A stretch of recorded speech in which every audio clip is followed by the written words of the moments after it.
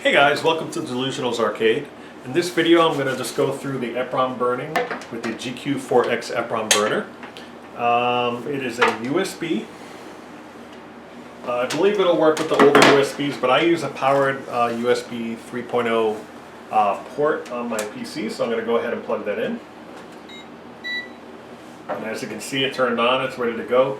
You should never remove or add the chip if any of these LEDs are going on, because that can either ruin the device or the actual chip itself. So obviously you want it open. Open is in the up position, and down kind of locks it in place and squeezes the pins.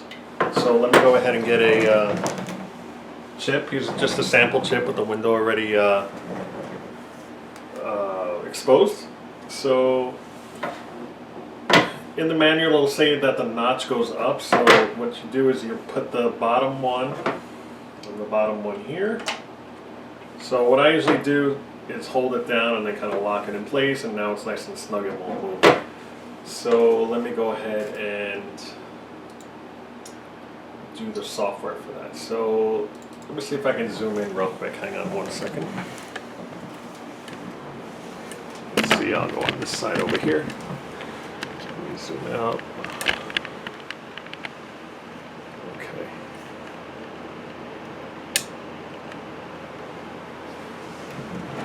Okay, so in this case, you can see I have these are the original chips on the board that I did. They have the sticker on there covering the window, and I was told to take the 11405 and 11406 chip, and you kind of remove them on the board and you replace them. So you replace them with, these are the chips right here. You can see here the original ones. So you have 11306 and 11307 next to it, and then these are the ones 11405 and 406 that I took, and I just put decrypted on it. I found the decrypted files on the web. You can just Google and look for them. I'm not going to tell you where to get them, obviously. But you can see over here too, and I've shown you in other videos as well, this is the chip that I removed and put in. It was the FD1094 chip, which I believe, yeah, that's it right there. So that's on the motherboard. You just pop it out and then put this chip right here in its place. It's the MC68000P12. It's running at 12 megahertz. So that one is just a direct swap out, and then you put these two in and you're good to go. So we're going to go ahead and I'm going to show you how I do that. So now that it's plugged in, I am going to, let's see, I'm going to run the software, and I believe it's in my folder over here under, okay, the program. There we go. So right now it's loading. Okay, it looks like it has an invalid path. That's only because last time I had it loaded in there, and I deleted the directory. But anyway, once this thing loads here, you want to select device. Right now I already have it selected, so you'll see it written on the chip itself. So in my case it was a M27C1000, so it's already selected. But if you don't have it, you just go to either D up here or click on device on the left, and it'll have a whole list on stuff. So I'm going to go and type it in. So I usually just leave it on all, and I type in M27C1000, and there it is. You'll see there's like multiple ones. The 1001 you can use on the boards, on the System 16 boards. However, I think you have to do some other modifications. So I have the 1000, so that'll work out. So you just select it, and then you hit select. It checks to make sure that the firmware is all good to go, and then in the lower right here, it'll say no adapter required for dip chip. So there are adapters that you can get that you actually place on top, but I do not need that, so I'm good to go. So the next thing I would do is, let me think, what I can't remember here. I selected the device. Okay, so I'm going to read the chip. I always do that just to see what's on it. And through trial and error, I figured out that Once the EPROMs are erased, it actually will write F's on the thing. It'll actually fill it up with F's. You'll see in a second. Okay, it just did it. It read it. It says read completed. So if you click on buffer here, you'll see it's filled with F's. So that's how I know it's erased. Normally you'll see stuff written in there, so it's completely filled with F's. That means it's erased. This erase here is actually for EPROMs, which is EEPROM. What I'm doing is an EPROM or EPROM. People pronounce it differently. I pronounce them EPROMs because I feel the EPROMs are the other ones, which are you can erase digitally by applying voltage. But with these, they're UV is how you erase them. So this erase right here actually doesn't erase the UV one, which I have in here. This will actually erase the EPROMs, which is EEPROM. So if I hit erase, it'll just give you an error, erase failed, because it can't do it. So anyway, let me go and click blank check. So I threw it in my, and I'll show that at the end of the video as well. I threw it in my UV eraser for about 20 to 30 minutes, and it erased them after removing the sticker from that window to expose it. And you got to clean it up pretty good. I used Windex and it cleaned it up pretty good so it shows through. So anyway, blank check.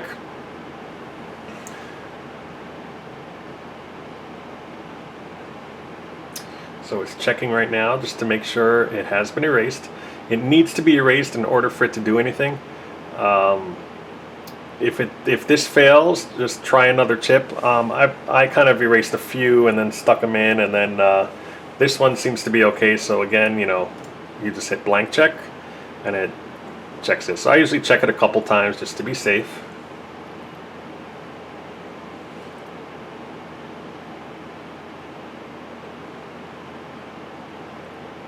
Okay, and it's good to go.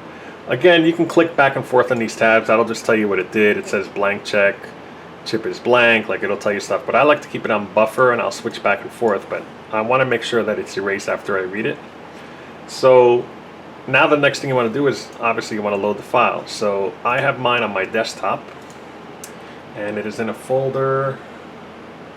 Let's see, it's called Thunderblade Decrypted. So let me just, there it is, Thunderblade Decrypted. Right now it's not seeing anything, so you have to hit all files, and here's the file here. It's XEPR 11405 and .58 and XEPR 11406.63. The 58 and 63 are where the IC is on the board, so in this case mine's IC58 and IC63, and it matches up on the board. So in this case, let's see, I'm going to try 405 first. So you just double click it, or you just click open, select it and hit open. I would say 90% of the time for all the stuff that I've done, you want to select binary or bin and leave everything else to be the same with the file offset set for 0. It all defaults to it, so you really don't have to change anything. But occasionally I've heard that you need to select ROM on some of them, which, you know, just changes that. Everything else still says normal, normal, and 0. File offset is this over here. Here's the offset. It'll start at 0 and do it from there down.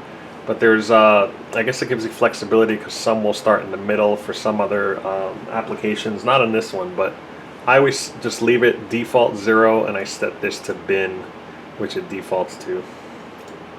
So it's bin, normal, normal, 0. I hit OK. And then you'll see as soon as I hit OK, it loaded it into the buffer, which now you see does not have all the F's. It'll have F's at the beginning and maybe at the end because this is just blank space that fills in, but then you'll see code. And really the ASCII is where you can tell where it's at. You can see like characters. If I kind of scroll down here, you can see all the code is in there. And then what it does is it fills the rest of the card, I'm sorry, the EPROM or EPROM with the blank F's, but it does have it all in there. Now what I was doing in the past, I was actually not doing it right. I was reading the blank chip and writing blank to a blank chip. But then I realized if you look at the buffer, it actually changes. This is how you ensure that the code is loaded into the buffer. So now I do see code in here. So now you can just hit write, and in my case I have write when I click it. you know, it'll basically write it and verify it once. You can hit double write, which writes it twice. I haven't seen a need for that, so I'll just usually just verify it a second time. A lot of times these chips, they're old, so they'll fail. So sometimes it'll be writing fine, then it'll fail. You know, just keep a few on hand like I have. If they fail, I'll just take it out, put another one in, try it again, and I'll just keep doing it until it finally goes and is successful. So here we go. So I'm going to hit write. So right now it's writing to this chip. It's at 8%, 9, 10, 11, and so on. They usually don't take too long because it's only 128K chips, I believe. But they will take longer if you're doing like 16-bit chips, which can be pretty big, and they have a lot of memory on them, so it'll take longer. But you know, I'll just let the video go because it's not going to take too long here. Okay, now it actually speeds up at certain parts because it's writing blanks. Yeah, like towards the end. So that's why. Okay.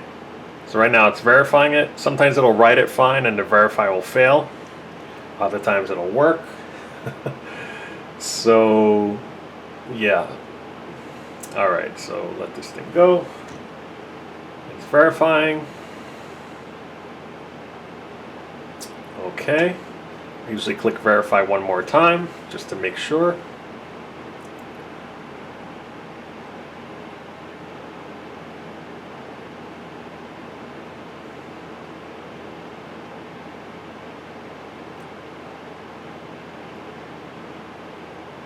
And that's basically it. So it's in there. I usually do another read just to be safe.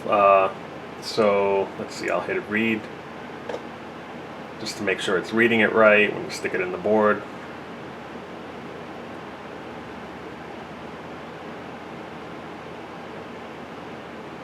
And there she goes. So this looks like it's good. So I'm going to go ahead and burn the other ROM. So let me take this out, put it there. I'm going to leave it on the screen for a minute.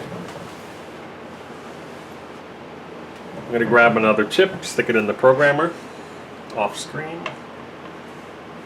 lock it in place. Alright, now you'll see when I hit read, all this data here that you see is totally going to disappear. So I'm going to hit read.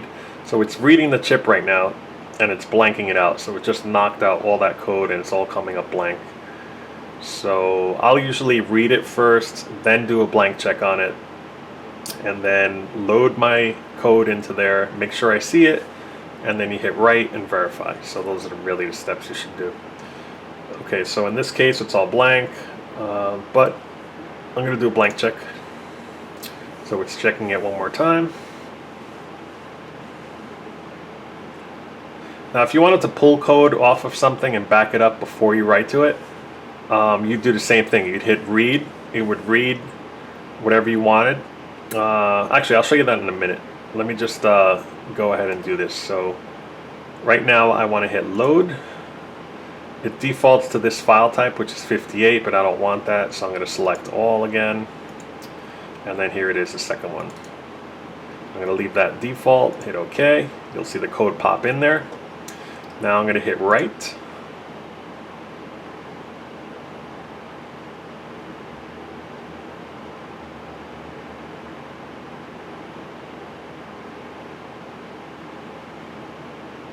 And they write pretty fast. They're especially with these older games, they're not really that big.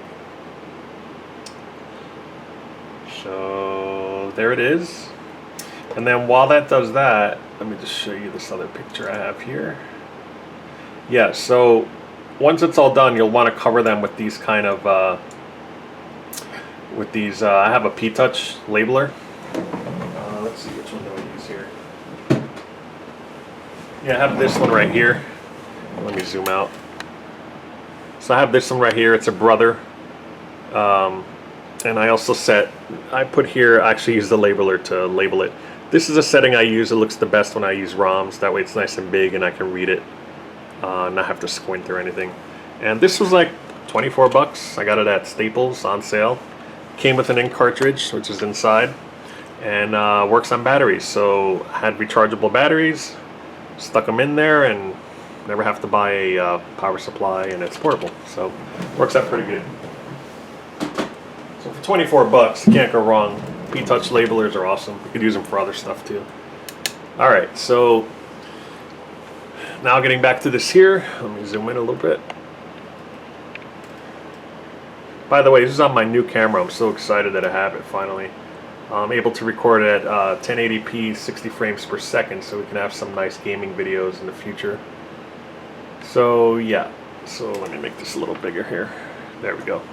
So yeah, so you label them up, and then you basically pop them in. I mean, they're easy to pop out. I use a screwdriver, just a regular flathead screwdriver that's, you know, not too fat or anything, and I kind of get in there like that and twist to the right, and it'll pop up. You go in a little deeper, twist again, and they pop right out. If the pins do bend, like I've had these pins right here, you know, they're able to bend and stuff.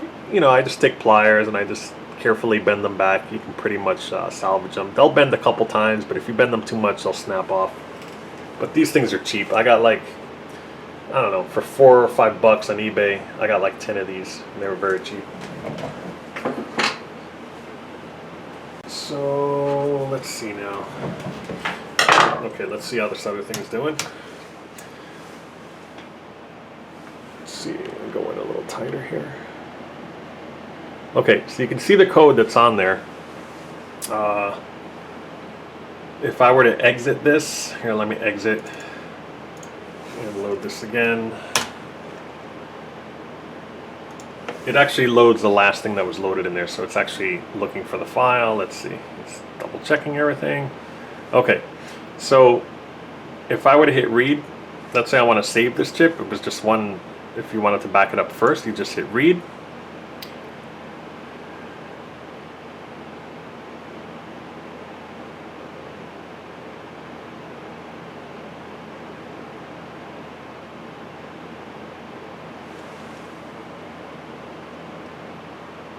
Okay, and the code, if you go to buffer, you'll see all the code in there, and then all you do is hit save. When you hit save, it asks you where do you want to put it.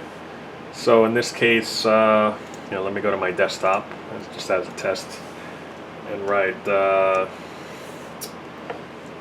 let's see, code for chip 1. I'll just write something, so you'll see it's actually, it saved it right here, and that's the code for chip, so that if you want to restore it for whatever reason, you have it, you can just do it. I would suggest doing that anything you're kind of overwriting, but these chips, again, they're so cheap, you know, it doesn't really make sense to do that at all.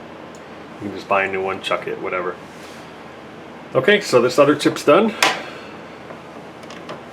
and here it is, if you can see that. And you would cover this up, you'd label it on the P-Touch, bam, you're done. So, erasing. Let's get back to that. Let me zoom out here. Okay.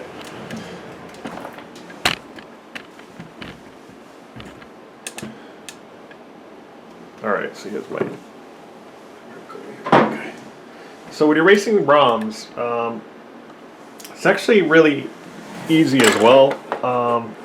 They vary depending on, like, I guess how long or like what brand. Like the NEC chips that I had here that defaulted, the ones that came with the actual board that I had, the PCB, these were a pain in the butt, and sometimes they'd erase, sometimes they won't. Sometimes it took an hour to erase, other times it took, like, you know, 20 minutes, 10 minutes. So I'm not sure what the deal is with these. I'm not sure if they were old, but the replacement chips I got, you know, you just read whatever it says on here. I ordered like generics. They actually worked better. So, but these are a pain in the butt. So let's say you want to erase chips. All you do, this is a UV eraser, and with this thing, it was like, maybe, I think I ordered this one, it was like $11 with free shipping on Amazon. I can't remember exactly where it was. I don't know if it was a sale, but, you know, I figured they all looked the same to me. I was looking at some that were like 20 bucks, $30, and they all had the same. I don't know if this is a bootleg version of it, but it does work fine. It has a fluorescent or a UV light that's in there, and then you can actually see it when you close it. So it's pretty cool. It doesn't have a handle. That kind of bothers me a little bit. So I just do this and it comes out. So you stick them in. You can fit up to 6 in here. You can fit 5 going this way, but I realized that if you want to do a whole bunch, you just turn them sideways. You could fit up to like, let me put a whole bunch in here.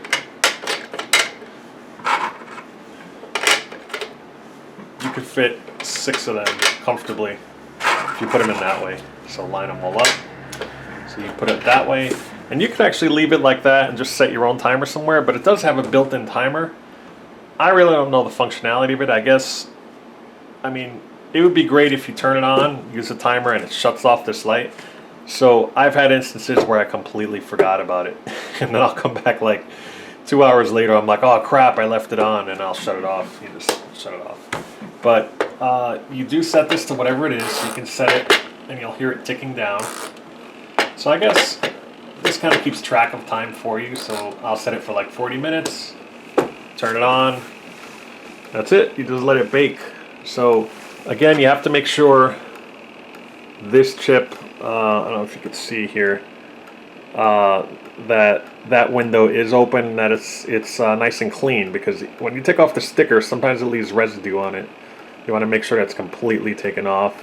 You can use, I wouldn't use Gooby Gone. I just use like Windex. I didn't spray it directly on here. I just put it like on a rag and then kind of rubbed it off until it was nice and shiny, so that it can erase properly.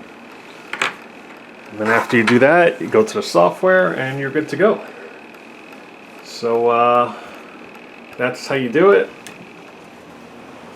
Again, use the programmer. This is it here. Really happy I have my tripod. And hopefully you'll see better quality videos. Like I said, I may do a gameplay video. I'm not really positive, but I may do a few camera tests here and there, and just let me know what you think if the quality is good, if I need more light.